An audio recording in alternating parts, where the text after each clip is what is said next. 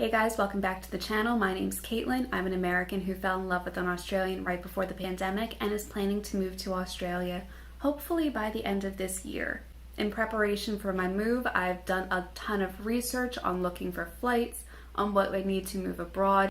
I have a few tips for you guys today on how to book a flight during the travel caps with quarantine on the other end, and what you're going to need to know in order to actually get onto a flight into Australia. And make sure you stick around to the very end because my last tip is going to be probably the most important in this entire list.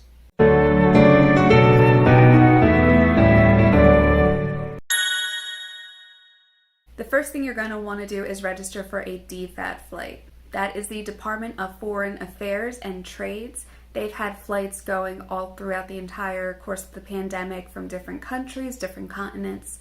It's tougher to get flights from some areas. I know right now here in the States, they haven't had a DFAT flight since March of 2021, but there was one that just left from Vancouver, Canada. It's kind of tough to keep track as to what flights are flying from what countries when.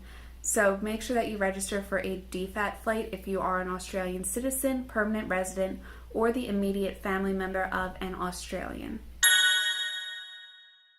The second tip that I have for you guys is if you can, try to book directly with the airline.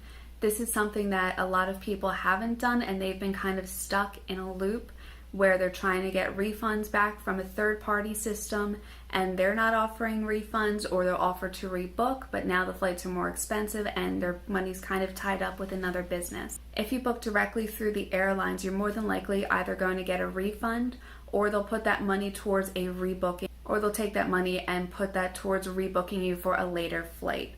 You probably won't lose that money, and if there's a fare difference for the new flight, you might have to pay that. But for the most part, the airlines are giving travel credits to people whose flights are canceled or if they're bumped from flights into Australia right now. As an American, I've been looking into what airlines are flying from the States into Sydney, and a lot of them have been pretty good about booking to the caps. This isn't the case for all airlines, but United and Delta specifically have been good about either keeping flights to the specific Australian caps, or if the caps get cut and they have to bump people, they try to bump them for the flight as soon as possible. They don't wait, they don't drag it out until like mid-2022. They try to get them on the next available flight. My third tip is if you have a Facebook account, I say this over and over again in my videos, check and see if there are any groups regarding flying into Australia at this time. There are two that might be a little bit helpful for you guys right now. I will drop the links in the description below. One is the mandatory 14-day quarantine chat group that I mentioned before. The other one is specifically for Americans who are flying from LAX or San Francisco into Sydney. Both of these groups have been great and given a ton of useful information. So if you want a little bit more information about a specific airline, a specific country of departure, or how to get into other states in Australia, maybe check out those groups and see if there's any information you can get from there as to how to get a flight into Australia. So my fourth tip is to do your research and know what airlines are not flying into Australia right now. If you just go through Google Flights or you go through something like Skyscanner, it might say that there are airlines that are flying in and out of Australia for much cheaper than the airlines that we know are regularly going into Australia. Those are more than likely scams. They're probably ghost flights, and I'm sorry to say this, there have been dozens, if not hundreds of people who have been bitten and hurt by this practice, but airlines are still booking flights into Australia and just not flying. This is very problematic and can be very confusing if you're used to relying on websites like Skyscanner, Hopper, or Google Flights in order to book flights into Australia. My fifth tip for you guys is know how to avoid scammers right now getting into Australia. Unfortunately, when something like this happens, there are always people out there who are ready to take advantage. So make sure you're doing what you can to protect yourself from scammers right now. One thing that we've seen is that people will call and say that they're from the Department of Foreign Affairs and Trade, that they're trying to get information and payment information to get you onto a DFAT flight. DFAT agents will never call you and ask for your information, your credit card information, over the phone. Please, if somebody says that they are calling from some sort of Australian government agency, do not give them your credit card information over the phone whatsoever. This is guaranteed to be a scam, and please do not let them take advantage of you. Try to avoid booking through third-party flights. Like I've said, don't use Skyscanner, don't use Hopper. I've looked before at using Kayak and Orbitz and things like that. Do not use a third-party site right now trying to book into Australia. You're adding a middleman into it, and the problem is if that flight cancels, if you get bumped from that flight, they are probably under no obligation to give you a full refund. They might try to reschedule you, but there's no guarantee that they're going to be cooperative, that they're going to try to work with you to get you onto another flight like an actual airline would.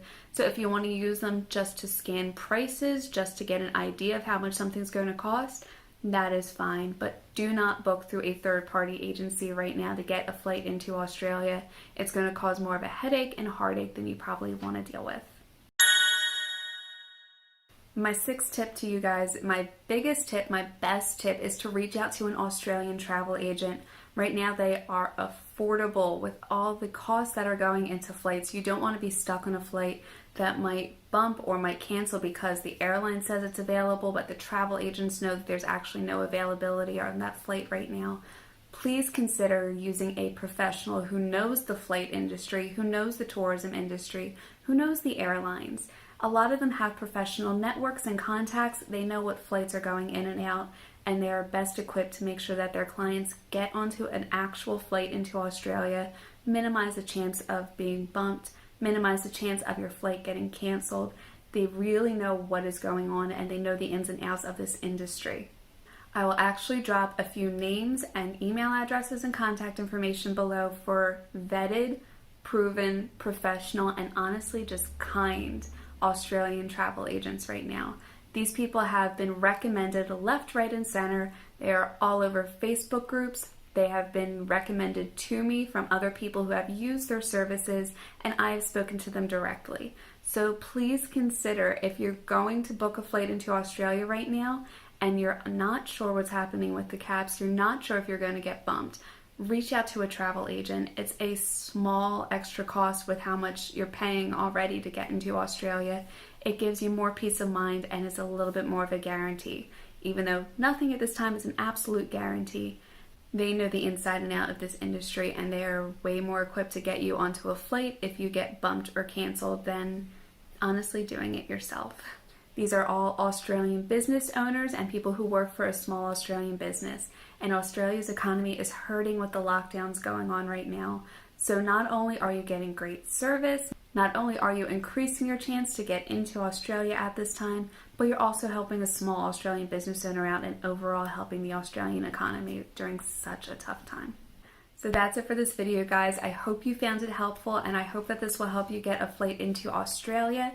If you did find it helpful or enjoyable at all, please hit the like and subscribe button down below. I post videos every week about Australian lifestyle, moving to Australia, and the overall process of moving abroad. My name is Caitlin, and I will see you guys next week. Bye.